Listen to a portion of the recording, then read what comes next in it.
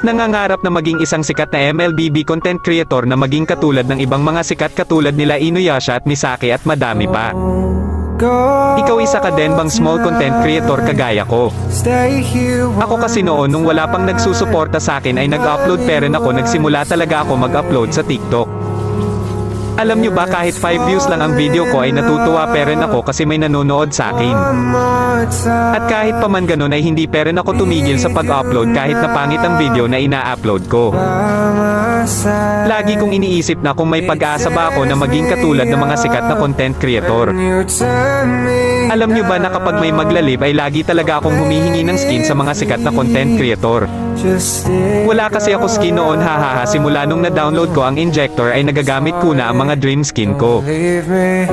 Nung umalis si mama at pumunta ng Manila para doon magtrabaho doon ko naisipan na ay kwento ang buhay ko sa Facebook at sa TikTok.